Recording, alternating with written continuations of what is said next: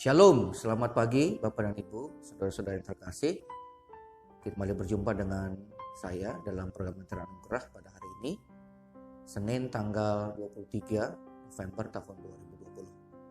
Sebelum kita mendengarkan firman Tuhan, kembali kita bersatu di dalam doa. Mari kita berdoa. Bapa di surga, terima kasih untuk saat ini Tuhan, di mana kami boleh bangun dari peristirahatan kami pada malam ini, dan kami boleh bangun dalam keadaan baik dan sehat untuk mulai segala kegiatan kami seperti biasa. Tuhan, kami mohon supaya Tuhan memberikan kami kekuatan di sepanjang hari ini. Dan saat ini Bapa, sebelum kami boleh mengawali itu semua, kami rindu untuk mendengarkan firman-Mu kembali, akan boleh menjadi kekuatan dan penghiburan di dalam kehidupan kami. Bersabarlah Tuhan kepada kami semua, kami sedia untuk mendengarnya. Di dalam nama Tuhan kami Yesus Kristus, kami sudah berdoa. Amin. Firman Tuhan yang akan saya bacakan terambil dari Injil Matius pasal yang ke-25. Kita akan baca dari ayat yang ke-35 sampai dengan ayat yang ke-40. Demikian bunyi firman Tuhan.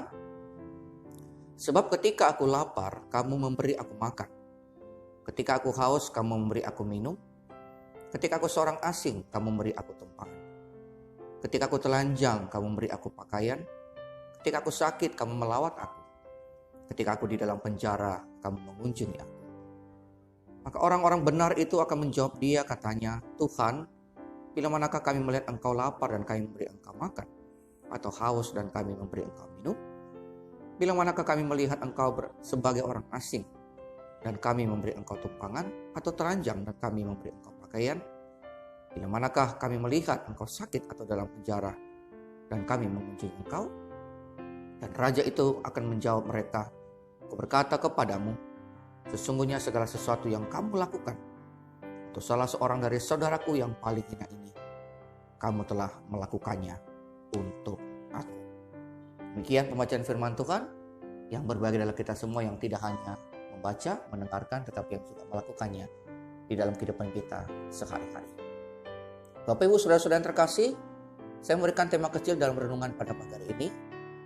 Melakukannya untuk sesama berarti juga melakukannya untuk Tuhan. Melakukan untuk sesama berarti juga melakukannya untuk Tuhan. Di minggu akhir tahun gerejawi atau kalender gerejawi pada hari ini, yang kita sering sebut sebagai Minggu Kristus Raja, kita kembali diingatkan tentang kedatangan Tuhan yang kali ini akan datang tidak lagi sebagai anak domba Paskah, sosok yang akan mengorbankan dirinya untuk menebus manusia. Tapi kedatangan yang kedua akan datang sebagai hakim yang adil, yang akan memisahkan orang-orang berdasarkan iman yang berbuah atau tidak. Ada yang kekawanan domba, itu orang-orang yang benar, di mana kerajaan sudah disediakan bagi mereka. Dan ada yang akan menjadi golongan kambing, itu orang-orang terkutuk yang tidak melakukan perbuatan imannya. Tentu saja hal ini perlu kita simak dan dengarkan baik-baik. Walaupun kita tidak tahu apakah kita akan menjadi orang yang hidup dalam kawanan domba ditempatkan di sebelah kanan, atau kita hidup di dalam kawanan kambing yang ditempatkan di sebelah kiri. Tetapi itu tidak penting saat ini, karena yang menentukan itu adalah Tuhan Allah sendiri. Tugas kita adalah bukan untuk menghakimi dan mengatakan orang domba ataupun kambing. Tetapi yang perlu kita lakukan sekarang ini adalah memastikan diri kita untuk berbuat seperti yang kita imani. Mari kita berbuah dalam iman kita kepada Tuhan, karena itu yang jauh lebih penting dalam kehidupan.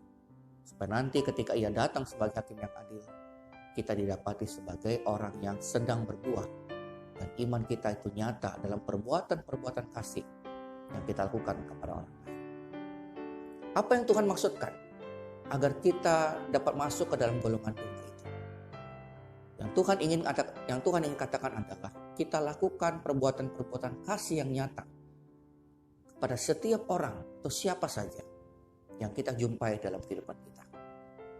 Bahkan yang mungkin selama ini tidak masuk di dalam hitungan kita. Bahkan yang mungkin selama ini kita pandang remeh, kita pandang hina, kita pandang bukan siapa-siapa. Mungkin selama ini kita hanya berpikir mereka adalah orang-orang yang hanya menyusahkan, hanya merugikan kita saja dan seterusnya. Ingat Bapak dan Ibu yang terkasih, Tuhan mengatakan dalam ayat firman Tuhan yang tadi kita baca bersama, apa yang kita lakukan terhadap salah seorang yang paling hina, itu artinya manusia yang kita tidak anggap sama sekali, yang bagi kita tidak ada harganya. Tapi kalau kita melakukan sesuatu kebaikan kepada orang ini, sebenarnya kita sedang melakukannya untuk Tuhan. Ini salah satu filosofi yang sangat dalam di dalam iman Kristen. Mungkin kalau hanya melihat orang itu saja, atau membayangkan wajah orang yang hina itu, mungkin kita tidak akan tulus membantu. Mungkin kita penuh dengan keluh kesah dan penyesalan di dalam membantunya. Mungkin kita menggerutu di dalam hati dan seterusnya. Intinya, kita tidak suka dengan perbuatan-perbuatan yang kurang populer itu. Apalagi melihat manusia-manusia pada zaman sekarang yang hanya ingin mendapatkan popularitas, hanya ingin dilihat orang, hanya ingin supaya itu dipublish Bapak Ibu, entah itu di media sosial atau dibicarakan orang, dan baru ia senang dan mau dengan hal itu.